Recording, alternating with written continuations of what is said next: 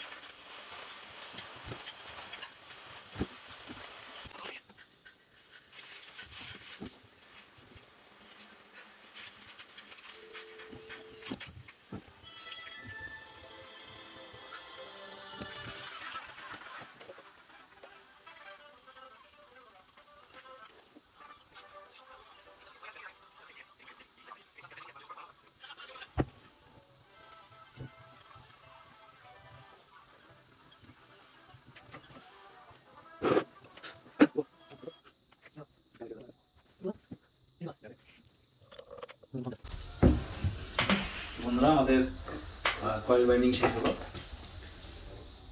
এর আগে আমি যদিও কানেকশন বলে দিয়েছি, তারপরেও আরেকবার বলি।